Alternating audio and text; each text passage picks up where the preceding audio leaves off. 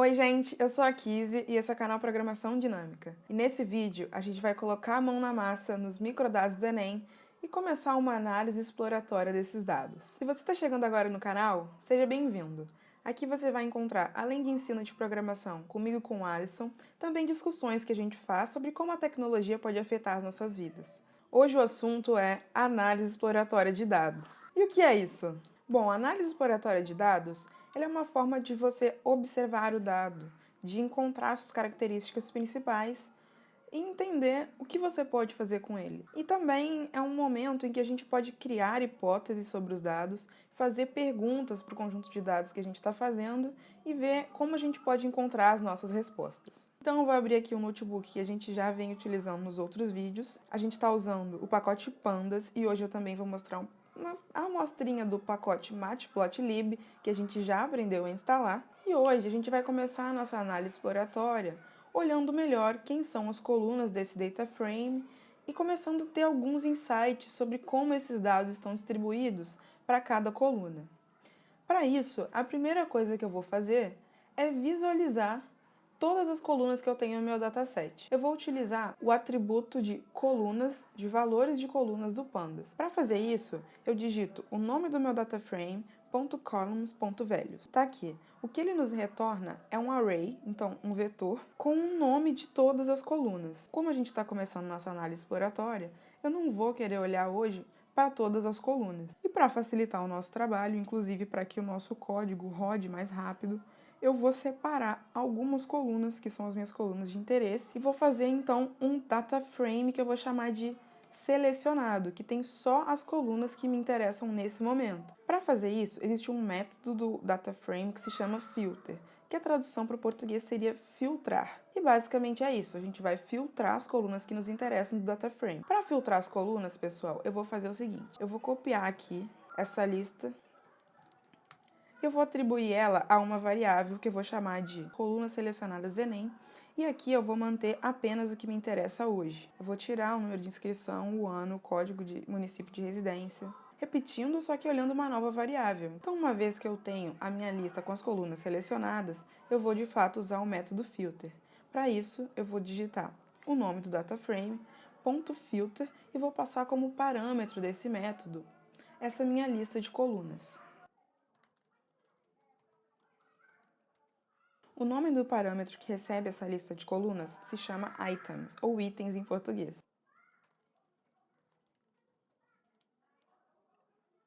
E aqui tem um detalhe, pessoal. Ao invés de só chamar esse método, eu vou armazenar o que esse método vai retornar, que é um novo data frame com menos colunas, em uma variável nova. Então, eu não vou mais trabalhar com microdados Enem a partir de agora, eu vou trabalhar com microdados Enem selecionado. Uma vez que a gente rodou, eu vou digitar aqui no meu notebook o nome desse novo dataframe, .head, que é aquele método que a gente já utilizou, para a gente ver se o nosso filtro funcionou.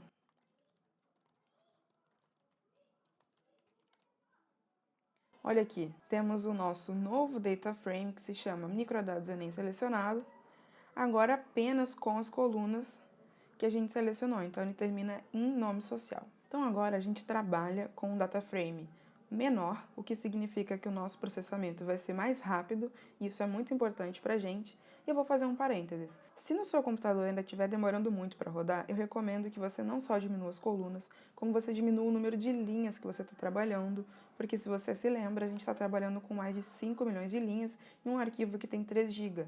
Então é claro que não vai rodar em qualquer computador. Para isso, você pode, por exemplo, usar um método do Pandas que se chama tail, que traduzindo para o inglês seria cauda. E o que ele faz? Ele pega um trecho do dataframe final, da cauda do seu dataframe, e você passa para ele quantas linhas você quer. Ou você pode simplesmente dizer que você quer pegar das linhas x a y, fazendo assim, ó, microdados, Enem, 0 a 100. Aqui, pessoal, ele já me deu as 100 primeiras linhas. E aí, eu posso, por exemplo, atribuir isso para uma variável, microdados 100. Isso vai facilitar muito para você estudar, para você treinar com o código. Então, se estiver demorando, sempre tenta reduzir o número de dados que você está utilizando. Só que tem um porém. Por exemplo, o que eu quero fazer aqui agora com você é analisar a distribuição de algumas colunas no data frame. Se eu diminuir o número de linhas, eu vou ter um resultado que não faz sentido, porque eu estou olhando 100 linhas, eu vou olhar a distribuição nessas 100 linhas, mas não é exatamente isso que eu quero. Então é por isso que eu vou continuar usando todas as linhas. Mas existem alguns tipos de exercícios que você pode fazer que não vai alterar se você está com 100 linhas ou com 5 milhões. Como, por exemplo, esse de mexer nas colunas, brincar de selecionar as colunas, aprender como lidar com cada uma das informações das colunas. Se você, então, não quer fazer uma análise real dos dados e você está só aprendendo e estudando, eu recomendo que você diminua. Se você quer fazer uma análise mais real, então você vai precisar sim usar todas as linhas. E nesse caso, você vai precisar sim de um processamento legal do seu computador, beleza? A próxima coisa que a gente vai aprender é como selecionar a informação de uma coluna específica. Então, para isso, a gente tem que saber o nome da coluna, preferencialmente. Eu vou começar a lidar com a primeira coluna, que é essa daqui, ó, nome do município de residência. Então, eu vou criar uma variável que se chama coluna, nome, município, residência, e ela vai receber a informação dessa minha coluna. E aqui, pessoal, quem já usou dicionários ou listas no Python, vai perceber que é muito parecido a forma de você selecionar. É com os colchetes, o mesmo que a gente usa para lista, a gente vai usar aqui. Então, a gente bota o nome do data frame, colchete e dentro o nome da coluna. Agora eu vou visualizar a nossa coluna. Olha, pessoal, aqui a gente tem um dado nesse formato. Então, ele está dizendo aqui o número da linha e aqui veio o nome dos municípios. A gente está trabalhando com data frame que tem uma série de colunas. Só que quando a gente extrai uma coluna, o Pandas ele dá um outro objeto para esse resultado. Então, isso é o que ele chama de uma série, que é como se fosse uma lista mesmo, com índices no Pandas. Agora, pessoal, eu quero saber qual que é a distribuição de alunos por município. Como eu vou fazer isso? Eu vou utilizar um método de série no Pandas. Inclusive, eu vou abrir a documentação aqui agora para mostrar para você. Então, aqui está a documentação de séries do Pandas. Tem uma série de atributos e métodos que você pode explorar. O que a gente vai utilizar aqui é esse, pessoal. Value Count, que retorna uma série contendo as quantidades de valores únicos. E o que a gente quer saber é justamente isso. Quantas linhas tem com Brasília, quantas linhas tem com Porto Alegre, São Paulo, Rio de Janeiro, Maceió, enfim. Quantas linhas tem para cada município. Então é só pegar o nome da coluna, que no caso é a nossa série Pandas, e usar o método. Bom, pessoal, aqui está a nossa distribuição por município. Uma coisa que a gente pode fazer também é ordenar, para ficar um pouco mais simples da gente enxergar e procurar os municípios que a gente quer. Então, eu só chego aqui e uso Sort Index, que é para justamente ordenar o índice desse resultado. Pronto. Aqui a gente consegue ver os municípios por ordem alfabética. Ele não está nos mostrando todos porque, enfim, tem 5.299, é bastante coisa. Agora eu vou fazer a mesma coisa que eu fiz para esse município de residência, para a idade. Vou pegar o data frame, vou extrair a coluna, vou fazer a distribuição, o value counts.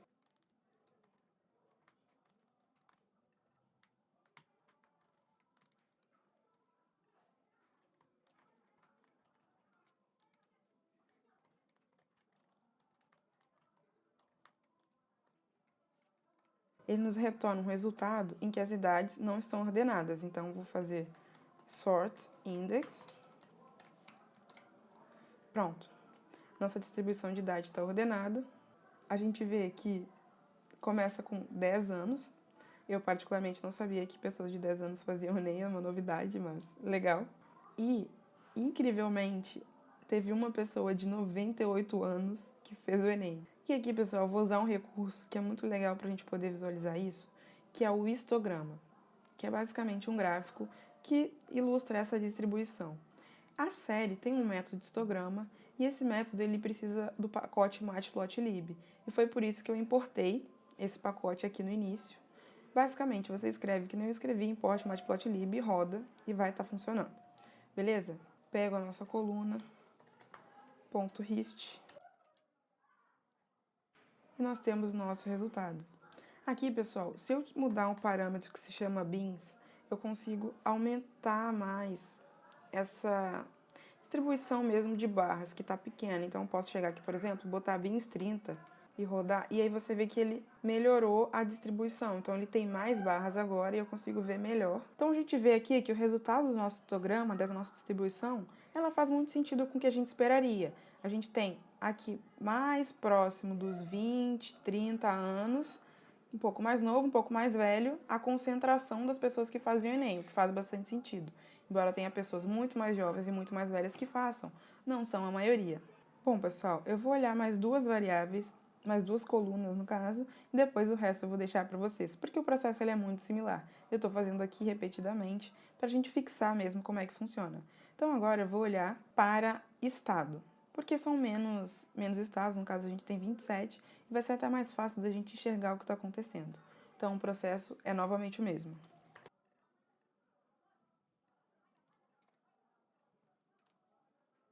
Então, pessoal, aqui a gente consegue ver. E uma coisa que eu não chamei atenção antes, que vale a pena. Quando a gente usa o método value count, ele nos retorna essa informação por ordem decrescente da quantidade. Então, aqui, por exemplo, a gente já vê São Paulo como o estado que tem mais pessoas residindo que fizeram o Enem, que faz todo sentido, porque é o nosso maior estado do Brasil. E aí, então, a gente pode escolher, de fato, o que é mais conveniente. Antes, eu achei que era mais conveniente a gente ordenar, para a gente ver pelas idades. Mas, às vezes, não necessariamente. A gente pode querer ver, de fato, qual que é a idade que tem mais gente. Então, se eu voltar lá para a gente ver,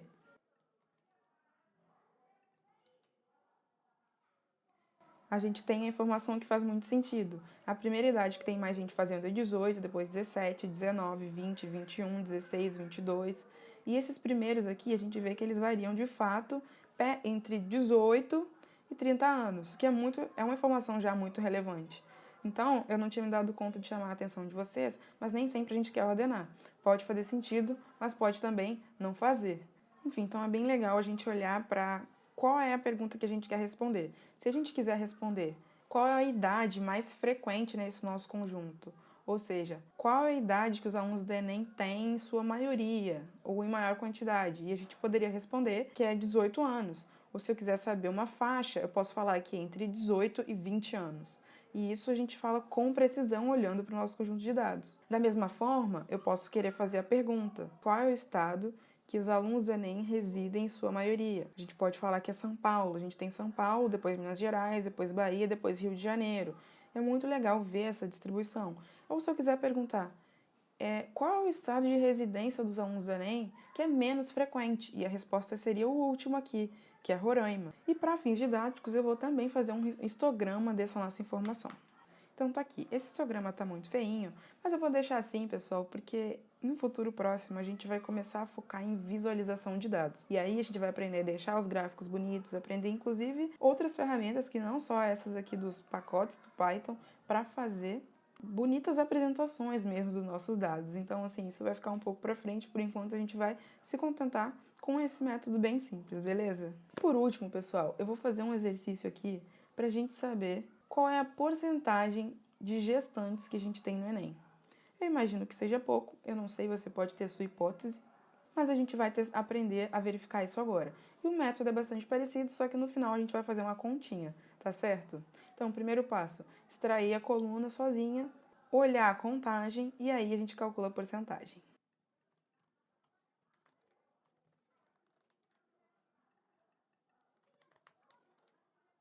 As informações que tem nessa coluna, pessoal, são 0 ou 1. Então, 0 se o aluno não é gestante e 1 se é gestante. E aqui a gente consegue ver já que boa parte, mais de 5 milhões, já são não gestantes, então a porcentagem de gestantes ela é muito pequena, mas eu vou realmente fazer a continha para a gente ver como é que fica, beleza? Para isso, pessoal, eu vou criar umas variáveis aqui para facilitar. Então, eu vou ter uma variável que vai receber essa informação aqui da contagem, que eu vou chamar de dist, de distribuição, em gestante, que é o nome da variável. E finalmente, pessoal, eu vou fazer a continha básica. E aqui eu vou usar um recurso que se chama de List Comprehension, que é uma forma de lidar com listas mais fácil no Python. Se você nunca utilizou listas no Python, eu recomendo que você veja o vídeo aqui do nosso canal, que o Alisson já ensinou listas. Por enquanto aqui eu vou só usar.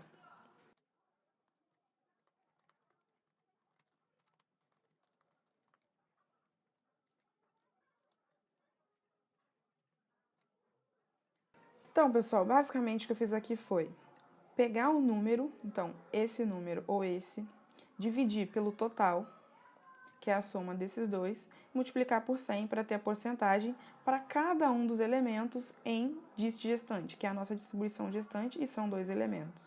O que a gente obtém é justamente 99,97% dos alunos que fizeram o Enem, os candidatos do Enem, eu estou falando alunos aqui o vídeo inteiro, não sei porquê, porque na verdade são candidatos. Então, 99,97% dos candidatos do Enem não são gestantes, enquanto 0,0,3% é. E aqui, pessoal, eu tinha falado que era a última análise que eu ia fazer, mas me ocorreu uma questão. Na verdade, se a gente for olhar, tudo bem, 99,97% não é gestante. Mas não faz sentido a gente olhar na população inteira do nosso conjunto de dados, certo? Porque alguns dessas pessoas aqui têm o sexo masculino, como a gente viu lá, tem uma coluna que é sexo. Então, só de curiosidade, eu vou analisar aqui, agora dessa vez por último mesmo, qual é a distribuição por sexo declarado no Enem. Então aqui, pessoal, eu fiz exatamente o mesmo processo e a gente vai obter que 59,08% declarou sexo feminino no Enem e 40,9% declarou sexo masculino.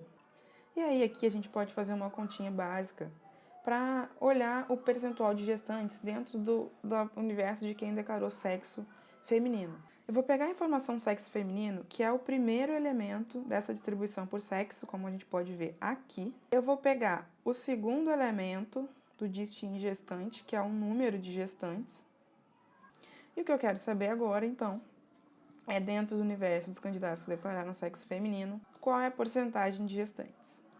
E aí, pessoal, a nossa análise aqui, agora ela está fazendo mais sentido. A gente pegou as informações de sexo feminino, o número de gestantes, dividiu o número de gestantes sobre o total da população do sexo feminino e a gente conseguiu uma porcentagem que é um pouco maior que aquela que a gente tinha obtido, que faz sentido. A gente reduziu a nossa população, agora a gente está olhando só sexo feminino.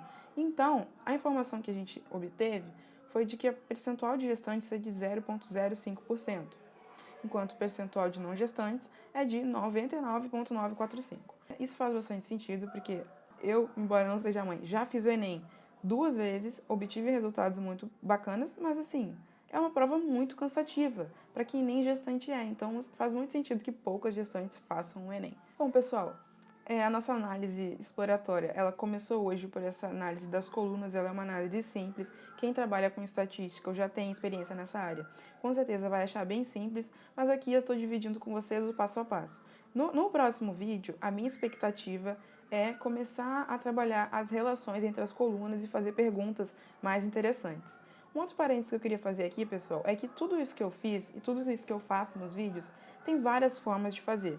Inclusive porque existem pacotes diferentes no Python, a gente está focando no Pandas, porque eu acho que é mais simples a gente escolher uma forma específica de fazer, mas tem várias formas de fazer. Eu, inclusive, convido você a explorar isso, porque eu acho que o atributo maior de um estudante ou de um desenvolvedor é justamente a curiosidade. Então, se eu fiz desse jeito, pensa como dá para fazer de uma outra forma, olha outros pacotes, vê se dá para fazer de maneira até mais eficiente. Assim como eu estou usando o Jupyter no Notebook, mas você pode usar outras ferramentas. Teve uma pessoa, inclusive, que perguntou nos comentários se não seria melhor usar o Anaconda. Tem gente que acha, não é minha preferência, mas tudo isso, pessoal, é muito aberto. Eu não acho que existe necessariamente só um jeito, aliás, eu tenho certeza que não existe só um jeito de fazer, e eu defendo que cada um utilize a forma que mais se adeque, claro, sempre procurando a boa prática de programação e eficiência, mas busque a sua forma de programar. Tá certo? Se você gostou desse vídeo, se você tá gostando dessa série, não deixa de comentar para eu saber se você quer que eu fale sobre uma outra coisa, se você tem algumas hipóteses já sobre o conjunto de dados do Enem, que você quer saber, ou que você quer que a gente apresente aqui, que a gente investigue, deixa nos comentários. Se você acha que tem mais alguém que você conhece que vai gostar ou que tá precisando desse vídeo, compartilha. Se inscreve no canal para apoiar o nosso trabalho. Fica preparado para os próximos vídeos em que a gente vai começar a investigar ainda mais sobre o nosso conjunto de dados. Muito obrigada e até a próxima!